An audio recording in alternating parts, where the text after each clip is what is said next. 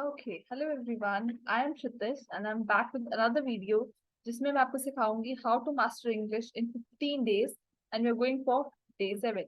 So let's get started. You know the drill. सबसे पहले हम कवर करेंगे कुछ बेसिक क्वेश्चंस, 5 जनरल अवेयरनेस के क्वेश्चन, ताकि हमारे पास हमेशा कंटेंट रेडी रहे. Let's get started. सो आज के जो हमारे क्वेश्चन है वो बेस्ड होंगे बुक्स एंड ऑथर्स पे, क्योंकि ऐसा अगर हम आप कभी इंग्लिश में बात करें किसी भी बुक और ऑथर के बारे में, तो एटलीस्ट कुछ पता तो कि बुक किसने लिखी है, एटलीस्ट फेमस बुक्स हमें पता हो कि किसने लिखी है, या फेमस ऑथर्स अभी कौन से ट्रेंड कर रहे हैं. जैसे कि फर्स्ट वन है, okay, the first one is the discovery of India. जो डिस्कवरी ऑफ इंडिया है ये किसने लिखी है? The first prime minister of India ने लिखी है ये book. That is, first prime minister of India कौन है? जवाहरलाल नेहरू. मतलब ये बुक जो है वो जवाहरलाल नेहरू, जो हेड ऑफ कांग्रेस पार्टी थे, उन्होंने लिखी है. Second one is experiment with truth. Experiment with truth is written by, ये बुक लिखी है फादर ऑफ द नेशन यानी कि महात्मा गांधी ने.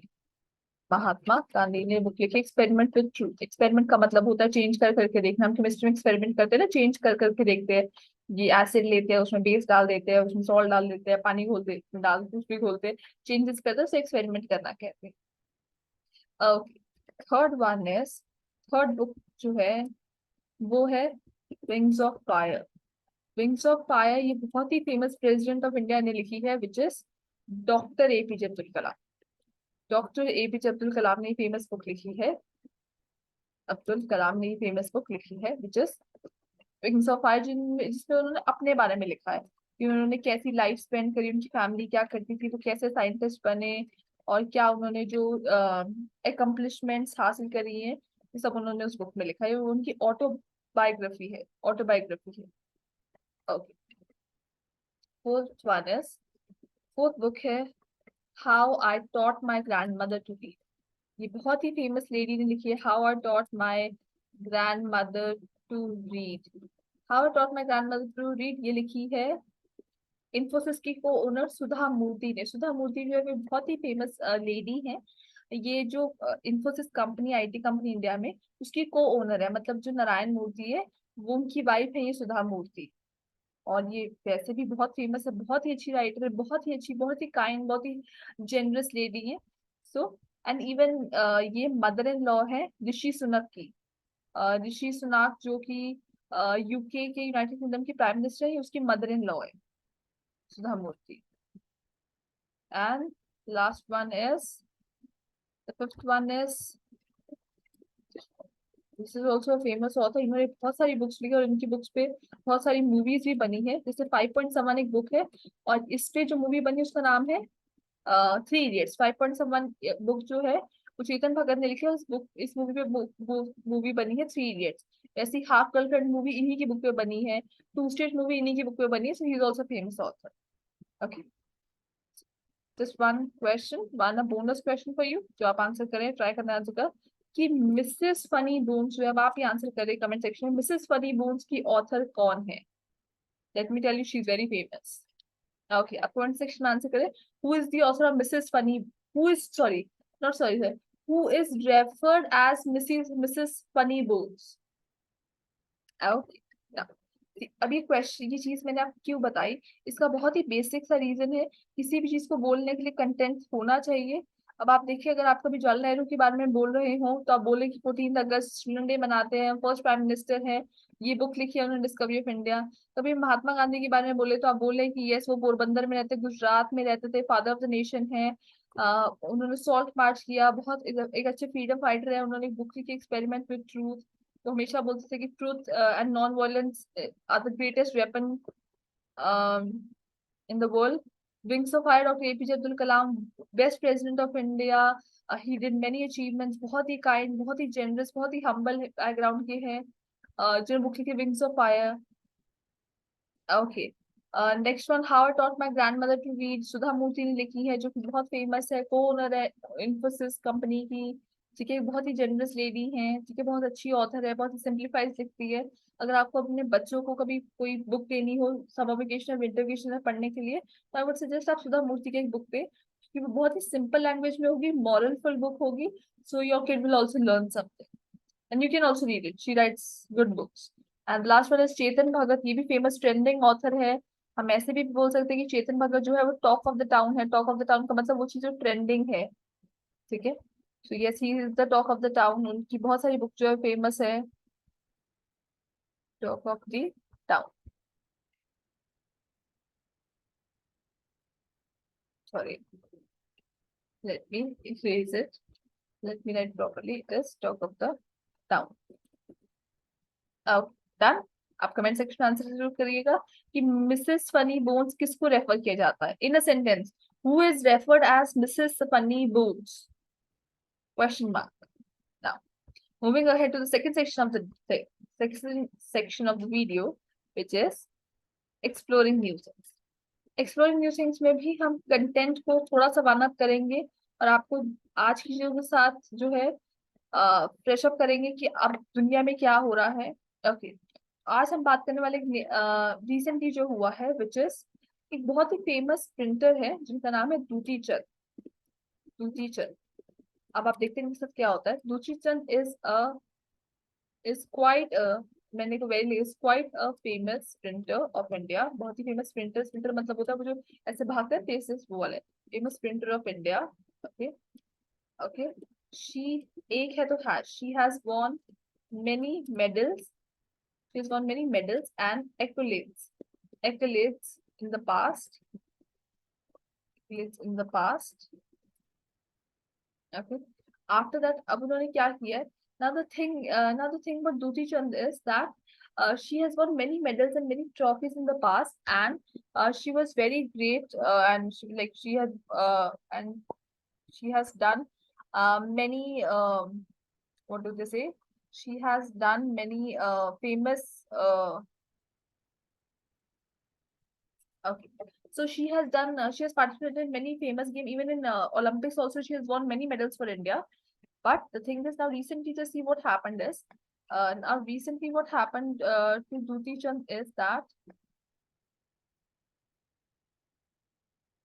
So sorry. So sorry for the trouble. Actually, it got stuck. So sorry. Okay, let's continue. So I was talking about Duti Chand. She's a very famous printer of India. She has won many medals and accolades in the past. Okay. She even won. She even won a gold medal in the farmer. अब मैंने last नहीं कहा farmer, पुराना, इन the former Olympics, मतलब इससे जो पहले वाला होता है farmer Olympics. Okay, but recently, okay, recently, recently a news is surfacing online. Okay, अब आप देखिए मैंने लिखा न्यूज इज सरफेसिंग ऑनलाइन। मैंने ये नहीं लिखा कि न्यूज केम या somebody is telling, लाइक ऐसे नहीं। आजकल ये एक ट्रेंड हो गया। जब मैं ऐसे लिखते, अगर आपको बोला कि कोई वीडियो बहुत ट्रेंड कर रही है, सारी जगह स्प्रेड हो रही है, आप बोले the video is surfacing online और द वीडियो हैज सरफेस्ड ऑनलाइन। ठीक है। या फिर आप लिख सकते हैं वो वीडियो बहुत वायरल हो रही है, कोई न्यूज बहुत वायरल हो रही है, तो आप बोलो that this news is doing rounds over social media. This video is doing rounds over social media. ठीक है। So a news is surfacing online where it is stated that Duti Chand has been banned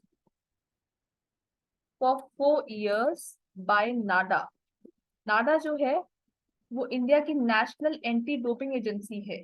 national anti doping agency मतलब जो एक ऐसी agency जो doping को नकारती है, जो प्रिवेंट करती है डोपिंग की एक्टिविटी करने से, उसे कहते हैं नाडा। So now why she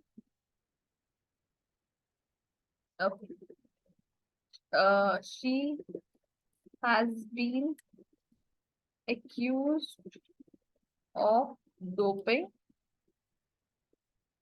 She has been accused of doping, and the test results came out yesterday. The test results came out yesterday, and the test and the report shows that she has taken some sort of drug, and the report shows has taken some sort of drugs. उन्होंने किसी का drugs लिया था। Okay, Okay, she has taken some sort of drugs which which is which is not allowed, or which is not permissible. Allowed to permissible, which is not permissible by Nada, which is not permissible by नाडा. ठीक है, मतलब उन्होंने ऐसा कोई drug लिया था जो permissible नहीं है, जो आप नहीं ले सकते, and that is why now she is ban for 4 years. So that is the news. So so it has been very yes, it is a very matter of concern for all of us, और matter of concern for दूसरी चीज also है, because doping जो होता है, अगर आप किसको नहीं पता डोपिंग क्या होता है तो मैं बता देती हूँ. डोपिंग का मतलब होता है आप किसी भी तरीके का ऐसा ड्रग ले जिससे आप जो है, जो एक तो अलाउड ना हो, और ऐसा कोई ड्रग ले जिससे आपका स्टेमिना बहुत ज्यादा बूस्ट हो जाए, उसे कहते हैं डोपिंग. ठीक है, जैसे कुछ ऐसे ड्रग्स आते हैं, कुछ ऐसी पिल्स आती है, आप उसे पानी के साथ ले लें और उसके बाद आपको एकदम से स्टेमिना बहुत बूस्ट हो जाएगा. आप तो उसकी जगह जैसे दूसरी स्टूडेंट लेट्स सपोज 100 मीटर या 400 मीटर भाग रही है, तो अगर वो पिल ले ले तो ये तो 800 मीटर इजिली भाग जाएगी, बॉडी ज्यादा टायर्ड भी नहीं होगी. ठीक है, तो जब हम भागते हैं तो हमारा ब्रेन होता है उसके पास मैसेज आता है ना. जब हम भागते हैं तो वो मैसेज आता है ब्रेन के पास कि अच्छा अभी हम थक रहे हैं, हार्ट बीट तेज हो रही है, ऐसे हो रहा है, वैसे हो रहा है. बट अगर किसी भी तरीके का ड्रग ले लें जो आपकी बॉडी पर पूरी तरीके से कंट्रोल कर लेगा, तो उस पर आपको कोई ब्रेन के मैसेज जाएगा ही नहीं. और अगर ब्रेन को मैसेज जा ही नहीं रहा कि आपकी बॉडी थकी हुई है, तो आप तो कभी थकेंगे ही नहीं, आप तो इजिली भाग सकते हैं. ठीक है, which is not allowed, which is not a good sportsman spirit. So that is why. Okay. Okay. So got this thing. आप एक बार चाहे इसे रीड कर लें और उसके बाद खुद प्रैक्टिस करें. ये जो मैंने लिखा है आप एक बार उसे रीड कर लें अच्छे से, और फिर उसके बाद खुद प्रैक्टिस करें. ठीक है, आप जो पॉइंट्स मैंने बोले आप ऐड कर सकते हैं, आप इसमें डोपिंग के बारे में बता सकते हैं. ठीक है. Okay. Doping is using any kind of a drug or a medicine or a pill that stimulates your body, and produces more stamina. Okay, or to take any and these drugs, and if you take some sort of drug which is not permitted by NADA, okay, you will face the consequences. ठीक है. Okay. अब आप एक चीज देखिए, phrase होता है consequences बताने के लिए, to face the music. तो फेस द म्यूजिक का मतलब होता है ऐसे नहीं म्यूजिक से हमने फेस करना. फेस द म्यूजिक का मतलब होता है टू बियर द कॉन्सिक्वेंसेस. अगर आपने कोई गलती करी है, आपको उसका हर्जाना भुगत, इसे कहते हैं हर्जाना भुगतना, उसे इंग्लिश में टू फेस द म्यूजिक कहते हैं. ठीक है, तो अगर कोई गलती करी है आपको हर्जाना भुगतना पड़ेगा. For example, because okay, Radha has been caught Radha has been caught of stealing a gold ring. Now she has to face the music. That means now she has to bear the consequences. उसे police लेके जाएगी ना, उसे जो भी उसकी penalty होगी वो देनी पड़ेगी. ठीक है. Okay. Now moving ahead to the third thing of the day, which is, अब आप एक चीज मैं आपको यहाँ पे दोबारा से पॉइंट आउट करना चाहूंगी कि अगर आपने छोटी छोटी चीजें याद रखी, सरफेसिंग ऑनलाइन, ये चीज याद रखी, इन्फॉर्म की जगह स्टेटेड बोलते हैं, ये चीजें याद रखी. ठीक है. ओके. जैसे एडमिटेड नहीं है, परमिसिबल आएगा, वेरी नहीं लगाते, क्वाइट लगाते हैं. ठीक है, मेडल से एक्लेट्स लगा सकते हैं. पास नहीं होता, फॉर्मल होता. ये छोटी छोटी चीजें अब आपको कहीं ना कहीं याद करनी ही पड़ेगी. ठीक है, ताकि आप एक दो बार थोड़ा गो थ्रू करें, आप ट्राई करें. कल आप जब किसी से बात करें, कहीं पे ना ये स्टेटेड वर्ड डालने की कोशिश करें. जब आप कल कोई बात करें तो आप कहीं से ये डालें कि वीडियो सर्फेसिंग ऑनलाइन, इतनी सारी वीडियो रोज इंस्टाग्राम पे सरफेस होती है, इतनी सारी वीडियो फेमस होती है ना. चाहे कोई भी वीडियो है, चाहे वो सचिन वाली वीडियो है या कोई फेमस सॉन्ग है ना, तो मुझसे मिलना पुरानी दिल्ली में, है ना, वो वाला. ये वीडियो इतनी सारी ट्रेंड करती है, तो आप इस पे डाल देते दिस वीडियो सर्फेसिंग ऑनलाइन. अगर आपको कहीं कुछ समझ नहीं आता कि अगर किसी से आप बात भी नहीं कर रहे तो एक काम करें, कोई भी पोस्ट करें उसे इंस्टाग्राम पे पोस्ट कर दो, उसकी कैप्शन में आप डाल दें, या स्टोरी पे कहीं पे लिख दें. अब वो तो आपको देखना है कि आप वो कहाँ आप, बिकॉज हर किसी की जिंदगी डिफरेंट है. तो अगर आपके पास कोई है बात करने के लिए, इसके साथ आप कोई वर्ड यूज कर सकते हैं, आपकी फ्रेंड है, वाइफ है, हस्बैंड है, कोलीग है, तो उनके साथ यूज करें. नहीं है तो इंस्टाग्राम पे लिखे. ठीक है. ओके, इससे आप ज्यादा इन्फ्लुएंशियल भी दिखेंगे और लैंग्वेज में इंप्रूव होती जाएगी. फिर जब फ्री बैठे बैठे, वरना हम सब अपनी स्टोरी देखते रहते हैं, आप अपनी स्टोरी देखिए, एक दो बार वो वर्ड देखोगे आपको लर्न हो जाएगा. ठीक है. Okay, now moving ahead to the third thing of the class, which is this one. आपको पता है थर्ड थिंग है सेंटेंस करेक्शन की, जिसमें हम प्रैक्टिस करेंगे कि सेंटेंस करेक्ट कैसे करते हैं, और ताकि कोई भी एरर हो हम उसको भी फाइंड आउट करें. So let's get started. Okay, let's start. Jamie been applying for full-time jobs for several months. क्या मिस्टेक है? Jamie कोई हेल्पिंग वर्ब ही नहीं लगा. Jamie एक है ना, तो has लगेगा. Jamie has been applying. Jamie has been applying for full-time job for several months. Jamie apply करा full-time के लिए several months से. The last week he received a call from the human resource director at a computer software company.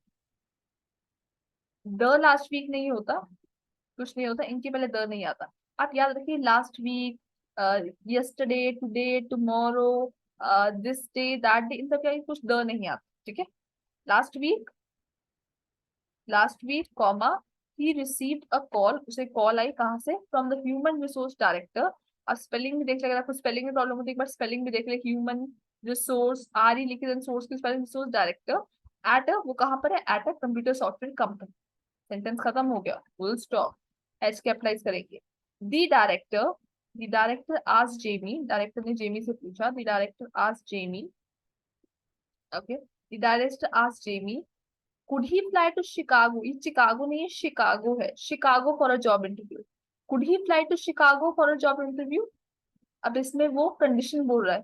Director आज Jamie if he could fly, क्योंकि condition है कि क्या वो फ्लाई कर सकता है शिकागो के लिए. किस चीज के लिए? For a job interview. Job interview देने के लिए. बहुत सारे लोगों को ना के लिए की इंग्लिश नहीं आती, इंग्लिश फॉर होती है. जैसे मुझे खाना खाने के लिए जाना है.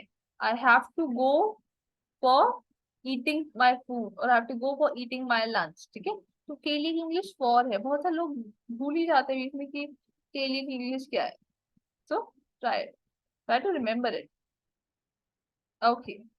The company offer to pay, company ने ऑफर किया पे करने के लिए. Company offer to pay for Jamie's plane ticket to Chicago.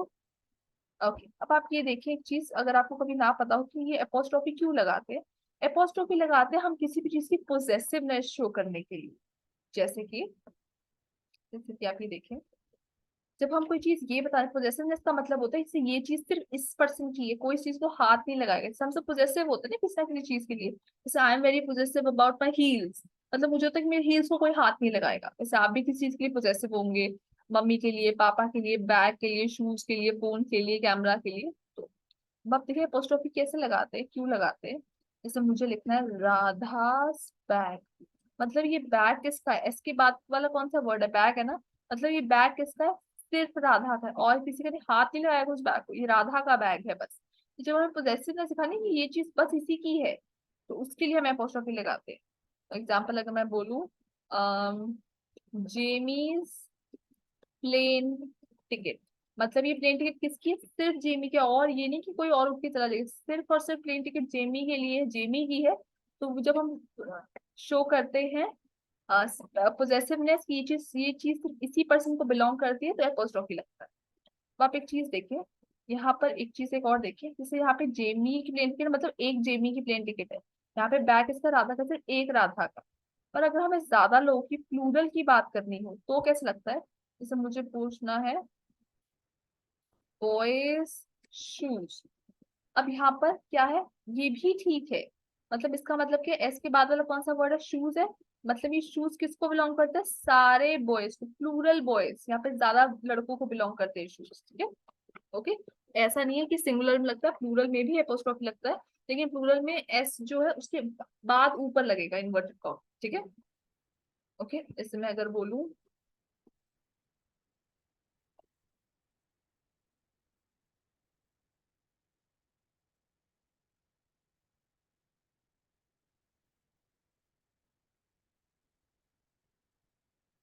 Let's say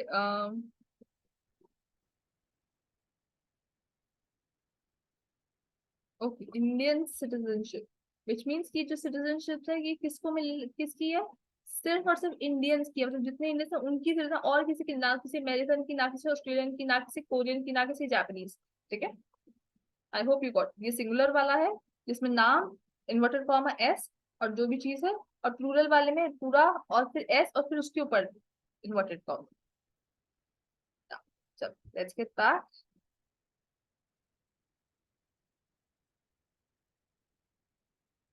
Okay, so company offer क्या, pay for Jamie's plane ticket to Chicago so that he will not have to pay for it himself, ताकि उसको पैसे ना देने पड़े. Jamie agreed to come for the interview. Jamie ने कहा कि हाँ ठीक है मैं आ जाऊंगा, आपकी कंपनी पैसे लेगी तो कौन जाएगा. Since then, तब से Jamie has been collecting information about the company. तो आप एक चीज याद रखिए, since हमेशा परफेक्ट टेंस में ही इस्तेमाल होता है, हैज हैव वाले में परफेक्ट या परफेक्ट कॉन्टिन्यूअस टेंस में ही since वर्ड का इस्तेमाल किया जाता है. Jamie has been collecting information, गलत स्पेलिंग है, इंफॉर्मेशन की स्पेलिंग है INFORM form, A mat MET mat ION, information about the company. He also went shopping, वो शॉपिंग करने भी गया. He also went shopping for a new suit. ये गलत लिखा है, दिस इज सूट, कपड़े पहनने वाला सूट है. ओके, ये जो लिखा है, ये जो है SUIT सूट, इस सूट का मतलब है वो जो सूट जो जैकेट हम वेयर करते हैं, सूट जैकेट. ओके, और ये जो यहाँ पर सूट लिखा है वो है एक होटल का जो रूम होता है, इसको स्वीट प्रोनाउंस करते हैं, ये स्वीट है. ओके, होटल का जो रूम होता है वो स्वीट है, उसकी स्पेलिंग यही है. Jamie and his wife have been rehearsing answers, वो लोग आंसर रिहर्स कर रहे हैं to possible interview questions so that Jamie will be good and ready his best. So that Jamie will be good and ready his best. Just a second. Okay. Jamie and his wife have been reversing answers to possible interview questions. उसकी wife और वो question कर रहे हैं so that Jamie will be good and ready for his best. So that the Jamie will be good, ताकि Jamie ठीक हो, and ready his best. Good and ready his best क्या होता है ना, ठीक है.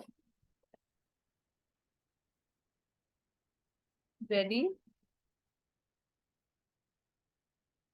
so Jamie will be good and ready, ताकि वो तैयार है for the best, and ready for the best, ताकि वो अच्छी चीजों के लिए तैयार रहे. तो अच्छी चीज उसके बाद होने वाली है, हो सकता है उसकी जॉब लग जाए उस कंपनी में शिकागो में. And Jamie is nervous about the interview, Jamie थोड़ा सा nervous about the interview, but he is looking forward to working at a new place. डर लग रहा है but he is looking forward to working at a new place. वो he is looking forward मतलब कि वो चाह रहा है, वो ही इज लुकिंग फॉरवर्ड मतलब वो होप कर रहा है, एक्सपेक्ट कर रहा है. Okay, done. So, okay, I hope it is done. I can give you a moment. आप एक बार ये देख लें सारा, और उसके बाद I will ask you the questions. आप उसे खुद ट्राई करें या कमेंट सेक्शन में लिखिए, जैसे भी आपको ठीक लगे आप वैसे करें. ओके, आप एक बार देख लें, फिर मैं आपसे हिंदी में बोलूंगी, आप मुझे उसकी इंग्लिश बताएं.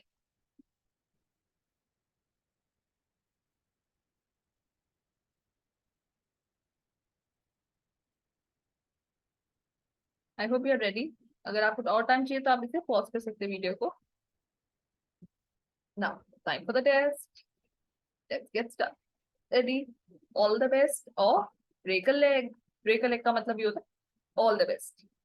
So go break a leg. All the people who are watching out this video, go break a leg. Okay. Now, time for the question. First one is, आपको बोलना है कि पिछले हफ्ते उसे कॉल आई थी HR डिपार्टमेंट से. 5 seconds. 4, 3, 2, 1. Last week he received, receive के स्पेलिंग देख लें, बहुत सारे लोग गलत लिखते हैं, RECEIV. Last week he received a call from the HR department, DEPART department. Second one. Okay. HR ने पूछा अगर वो शिकागो आ सकता है फॉर जॉब इंटरव्यू. HR ने पूछा अगर वो शिकागो आ सकता है फॉर द जॉब इंटरव्यू.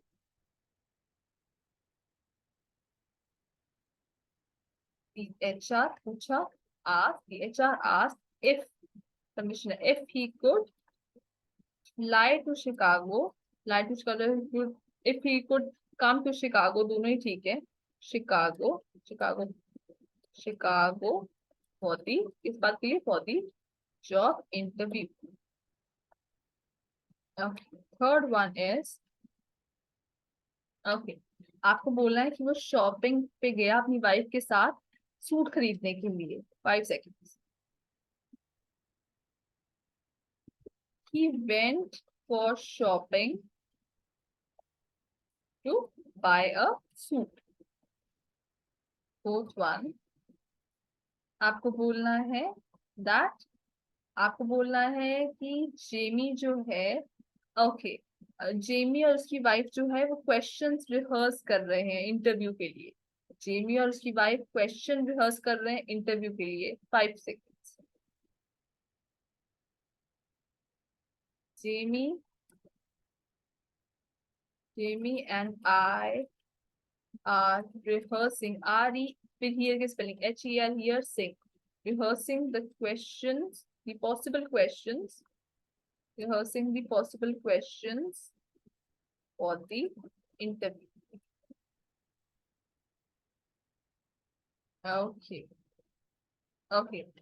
अब आपको बोले कि जेमी कह रहा है कि वो नर्वस है, बट वो साथ साथ में होप भी कर रहा है, एक्सपेक्ट भी कर रहा है, और वो वर्क भी करना चाहता है नई जगह पे।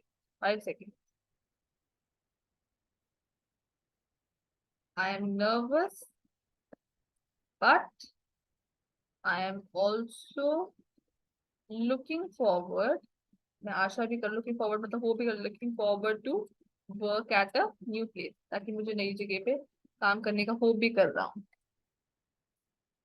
Okay, okay. Sixth one is that, sixth one is आपको बोलना है दैट जो जेमी है, ओके, ओके, लेट्स सपोज आपको बोलना है कि ओके, ओके, आप ये बोले, आपको बोलना है कि जो जेबी है वो वो अब चेक इन करना चाहता है अपने बोर्डिंग पास के साथ। जेमी चेक इन करना चाहता है अपने बोर्डिंग पास के साथ। Jamie wants to check in with his boarding pass. Okay, seventh one, seventh one आपको बोलना है कि जेमी कह रहा, ओके, सेवेंथ वन आपको बोलना है कि जेमी जेमी अपनी वाइफ को कॉल करता है, उसे बताता है कि उसे जॉब मिल गई है। जेमी अपनी वाइफ को कॉल करता है और बताता है कि उसे जॉब मिल गई है। ये आप खुद से बताएं। 5 seconds. 4, 3, 2, 1। Jamie called his wife, called his wife and informed her that he sailed to the interview. Yes, as he say that he sailed through the interview, मतलब वो, इसका मतलब क्या है कि वो पास हो गया, मतलब उसका इंटरव्यू क्लियर हो गया। अगर वो बच्चा होता और पास हो जाता तो हम कहते that he pass with flying colours. Remember it, जब आपका आपका जो बच्चा होगा वो पास हो जाए या आप खुद पास हो जाए तो आप बोले that I pass this exam with flying colours. एथ वन, एथ वन इज, ओके, ओके, आपको बोलना है कि जेमी जो है उसको थोड़ा सा बुरा लग रहा है, वो पुरानी यादें आ रही हैं उसकी पुरानी कंपनी को छोड़ते हुए। क्या वर्ड यूज करते हैं जब हम कहते हैं हमें किसी की पुरानी यादें आ रही हैं? He is nostalgic, he is nostalgic about leaving his farmer company. अभी हमने वो फॉर्मर वाला किया था ना, फॉर्मर ओलंपिक्स, फॉर्मर कंपनी, पुरानी कंपनी को छोड़ते हुए। Ninth one is, okay, ninth one आपको बोलना है दैट उसकी जो वाइफ है वो उसका सपोर्ट सिस्टम है, ये उसका बहुत ही ज्यादा सपोर्टिव पिलर है उसकी जिंदगी का। 5 सेकेंड। हिज वाइफ, ओके, और लेट्स पुट जेमी कह रहा है तो इससे my wife is my supporting pillar of my life, या strongest pillar of my life, जो भी आप चाहते हैं। And the last one is that, and the last one is that Jamie, और आपको बोलना है कि उसे उसकी पहली सैलरी मिली, and he was very happy, वो बहुत खुश था उससे अपनी पहली सैलरी सैलरी पाकर। 5 second, don't write the word salary, I give you 7 seconds, but don't write the word salary. आपको मुझे और वर्ड बताएं। आपको बोलना है कि वो बहुत खुश है कि आज उसे उसकी पहली सैलरी मिली है। I'm writing now. He is elated. छोटे बच्चों को कोई happy नहीं बोलेगा क्योंकि अब आप कोई happy side वाले बच्चे नहीं है. I hope नहीं है. So it's like he's elated या he's on cloud nine. He's elated because क्यों है? Because he got his first paycheck today. Because he got his first paycheck today. ठीक है? Instead of salary, you can word the word paycheck. Paycheck also means salary. Okay. So as they say, behind every successful man there's a woman. Jamie की successful life के लिए भी उसके पीछे उसकी wife है. So I hope you got it till here. आप ये चीजें प्रैक्टिस करें. दोबारा से आप वो वीडियो पीछे कर लीजिए. आप देखिए, एक बार रीड कर लीजिए खुद से और फिर ट्राई करें रिपीट करने का. वो ट्राई करें, वो जो पूरा पैराग्राफ है एक बार खुद को रीड कर ले. उसके बाद आप खुद से ट्राई करें. उस वीडियो को ऑफ कर दे. उसके बाद आप खुद से ट्राई करें कि आपको जेमी वाली सारी कहानी एक्सप्लेन कर पा रहे हैं या नहीं कर पा रहे. In case of any doubt, you can ask me in the comment section. Thank you so much. Have a very great evening. Thank you so much. Take care. Bye bye. Do like, share, and subscribe. Thank you so much. Take care.